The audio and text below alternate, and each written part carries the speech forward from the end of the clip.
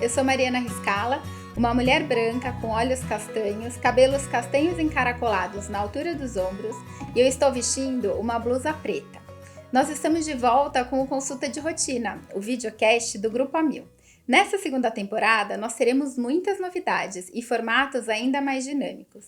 Hoje, eu estou aqui com o coordenador de rede de cardiologia do Grupo Amil, o Dr. Diego Garcia, e a gente vai falar um pouquinho sobre a importância da prevenção e dos cuidados com o nosso coração. Me diz aí, como vai o seu coração? Seja muito bem-vindo, Dr. Diego. Muito obrigada por estar aqui com a gente. Mari, obrigado. O convite é um convite muito interessante, que eu gosto muito de falar sobre algo que eu trabalho assim, todos os dias, então é um prazer grande estar aqui com você e com a audiência que hoje nos assiste.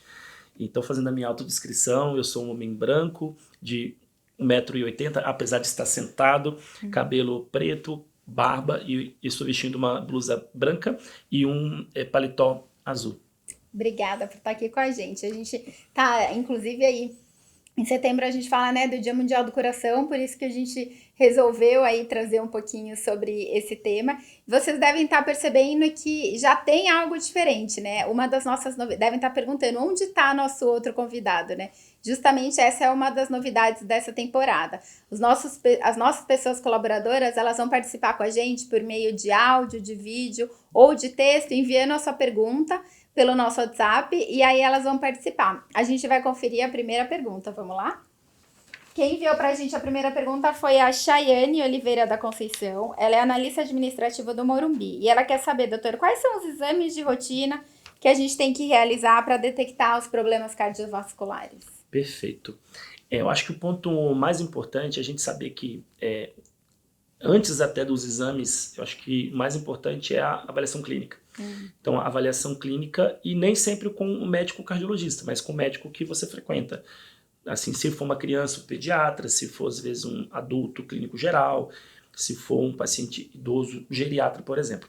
Mas quando a gente fala especificamente do exame, o exame básico é o eletrocardiograma.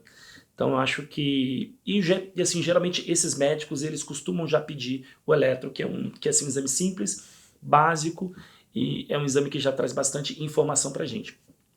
Depois aí dos 40 anos, a gente precisa começar a fazer outros exames. E aí eu poderia dizer o teste ergométrico, que é o teste da esteira, que o pessoal não gosta muito de fazer, de correr na esteira, e também o ecocardiograma, que é o exame que é o ultrassom do coração, porque ele traz bastante informação para a gente, ele traz bastante informação do ponto de vista anatômico, o tamanho das câmaras do coração, a função do músculo, das válvulas do coração.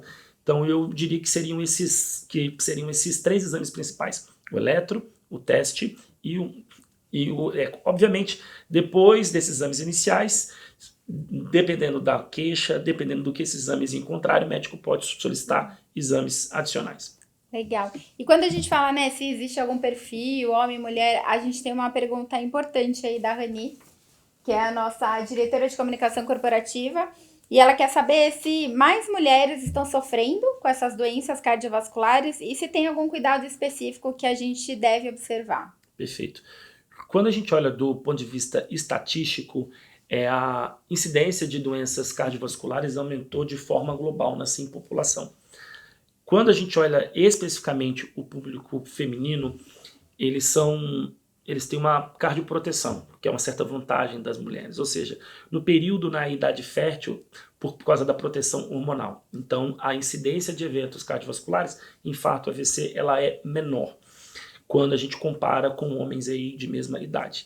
Após aí o início de climatério e principalmente a menopausa, o risco ele sobe muito. Então, mulheres, a partir do climatério e principalmente menopausa, precisa ter bastante atenção, porque aí, de fato, perde aí a proteção hormonal e o risco passa a ser igual aos dos homens de mesma idade. Então, após a menopausa, é assim, super indicado pelo menos uma avaliação anual.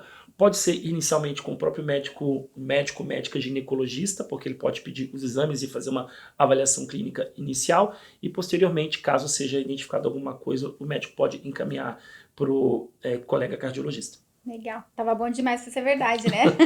Mas a gente ainda, né, as pessoas hoje, acho que para chegar numa expectativa de vida que a gente tá maior, elas querem chegar com qualidade de vida, né? E esse Sim. cuidado até com o coração e com outras, né, com a saúde no geral, Sim. ter uma vida saudável, ela acontece, né? A gente tem observado. E isso também tá na prática de exercícios, né? A gente tem mais uma pergunta que fala sobre isso aí.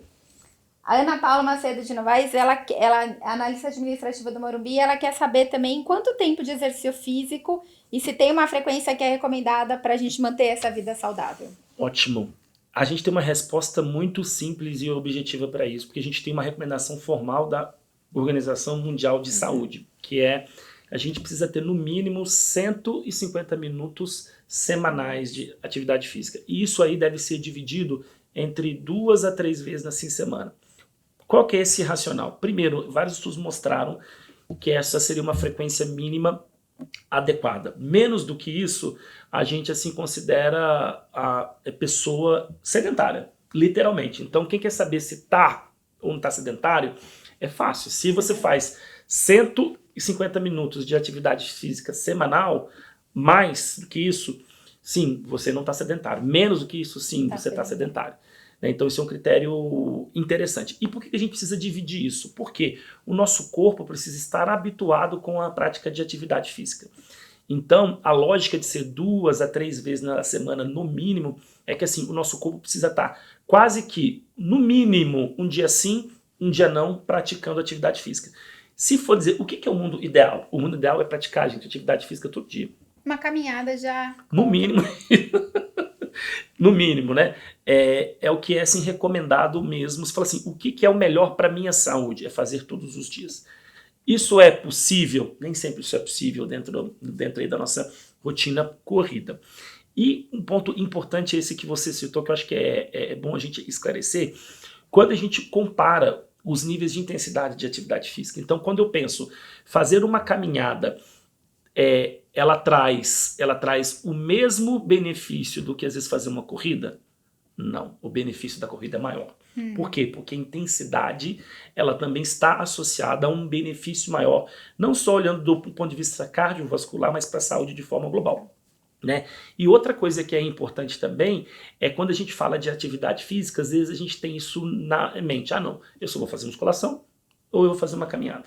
Mas entendendo que mesclar as modalidades de atividade física, isso é super importante. Então, antigamente existisse um tabu que achava-se que atividade física boa assim, para o coração era apenas atividade aeróbica. Então eu vou caminhar, eu vou correr, eu vou andar de bicicleta. Também é muito bom. Mas hoje a gente tem diversos estudos que mostram que também musculação é assim, super importante. E ela traz benefícios adicionais e muitas das vezes diferentes. Então, pensando em um mundo ideal, gente, eu sei que às vezes a gente nem sempre consegue atingir aquilo que é ideal, mas é importante a gente saber o que é o ideal para que, de acordo com a nossa rotina, a gente possa adequar a nossa vida para conseguir chegar um pouco mais perto disso. Então, no mínimo 150 minutos, 2 a 3 vezes por semana. Se puder ser todo dia, melhor. Comece sempre devagar, com calma, mas, obviamente, a capacidade cardiovascular ela vai melhorando e progressivamente você vai conseguindo fazer um nível maior de atividade física, tá? E lembrando que a combinação de modalidades distintas ela é super importante e ela acrescenta muito. Legal. E quando a gente fala de exercício, né? Muita gente fala, eu vou parar de fazer esporte porque acabei de ver o jogador, né, o esquerdo que faleceu, mas existiu uma doença e outra coisa que a gente quer saber também, né? A gente tem enfrentado muito esse tempo seco, que traz um desânimo de fazer. É bom fazer exercício físico com esse tempo seco? Quais são as dicas pra gente não achar, inclusive, que tá se prejudicando, né? Em vez de melhorar, e também não achar que aquele futebol de uma vez por semana eu tenho que tirar, ou é arriscado ou não é arriscado. Então, acho que o primeiro ponto, começando com a questão do tempo seco, né? Eu acho que a gente tem 2 pontos importantes. O primeiro é a gente precisa se hidratar bastante. É claro que sempre quando a gente fala de atividade física, naturalmente a gente já pensa, eu preciso tomar mais líquido, né? Mas quando está no tempo seco, ainda mais, né? E não só tomar mais líquido, mas a gente precisa evitar aqueles assim períodos de maior calor, ou seja, então tentar, se caso for possível, praticar atividade física no máximo até as 10 da manhã, ou às vezes após as 4 da tarde, que é um período onde está com menos insolação, né? Então isso beneficia. Então acho que é evitar esse período de maior insolação, aí entre 10 da manhã e 4 horas da tarde, e também se hidratar bastante. Mas não tem nenhuma contraindicação, tá? Mesmo com o tempo seco, a gente pode praticar atividade física. E falando sobre a questão de atividade física em atletas, então quando a gente fala de atleta, e não só atleta de nível profissional, mas atletas amadores também, a gente tem que ter uma avaliação cardiovascular minuciosa, e a gente tem que levar isso a sério. Porque às vezes a gente tem um certo diagnóstico, como aparentemente, né, o jogador ele já tinha, e a gente precisa cuidar disso, a gente precisa tratar disso, a gente não pode negligenciar isso, né? Até porque a gente consiga praticar atividade física ainda por muito tempo, né? Porque senão pode ser que chegue em algum momento que isso não seja mais possível. Mas a todos os atletas, profissionais ou não, precisa sim fazer uma avaliação específica. A gente faz exames adicionais, a gente tem um cuidado especial para quem faz atividade de alta intensidade, tá? Legal. E a gente também tem o cuidado, vai muito além também de exercício, né? Alimentação, como driblar o estresse, Sim. como cuidar da saúde mental, né? Pra gente poder ter uma vida cardiovascular boa, né? Muito, exatamente. Quando a gente fala de cuidado cardiovascular, a gente tem diversas coisas que vão interferir, né? Então, desde daquilo que a gente já comentou, né? De atividade física, a gente precisa ter uma alimentação saudável, a gente precisa fazer um gerenciamento adequado do estresse. E como a nossa vida, de forma global, acho que de todos que nos assistem aqui, ela está uma vida mais estressante, a gente nunca teve tantos casos de depressão, ansiedade. A gente está vivendo aqui o mês do Setembro Amarelo também, né? Então a gente tem que tomar um cuidado grande com a saúde mental. E lembrando também, a saúde mental, ela tem...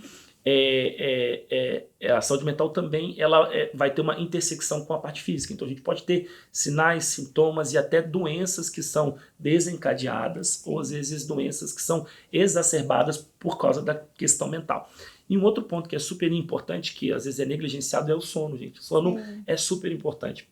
A gente tem cada vez mais evidências que não só a quantidade de sono, mas a qualidade do sono, ela está muito relacionada à saúde de forma geral, e especialmente também à saúde cardiovascular. Higiene do sono, né? Celular ali, tem todo o cuidado. Exato. Mas, e aí, gente, acho que a gente abordou bastante aqui, né? Mas eu quero trazer hoje uma dica de leitura sobre esse tema, e ela é o nosso livro Sua Saúde em Pauta, Guia para uma Vida Equilibrada e Saudável, que quem é o autor é o nosso convidado, Dr. Diego, e aqui ele fala tudo, aborda tudo que a gente trouxe aqui, né, dessa importância, mas eu acho que é muito legal que você também traz, quando a gente sabe de tudo isso que a gente tem que fazer, mas como começar, né, e aqui no livro você traz justamente isso, né, um plano de ação, de como colocar todas essas mudanças em prática, né. Exatamente.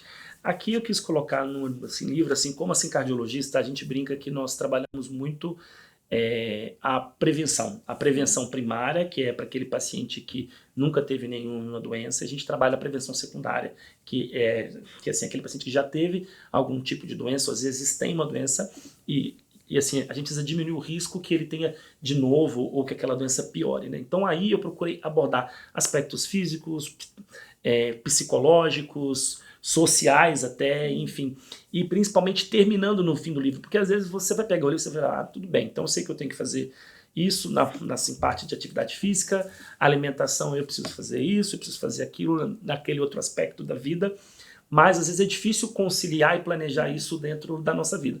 Então eu trouxe um guiazinho ali no último capítulo, colocando pontos assim que são importantes para fazer a gente pensar a forma como a gente pode organizar a nossa vida e colocar todas essas coisas que a gente enxerga que são importantes e que vão trazer benefícios para a gente. Legal, não vamos dar tantos spoilers, para vocês pegarem, depois a gente coloca como que vocês conseguem encontrar o livro.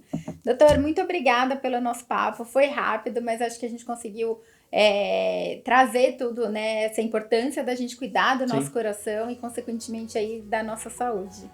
Muito obrigada. Eu que agradeço, foi ótimo estar aqui com vocês, tá?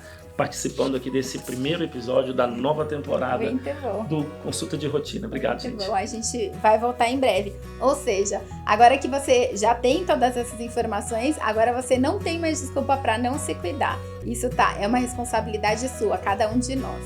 Na próxima a gente volta com mais informação. Até lá!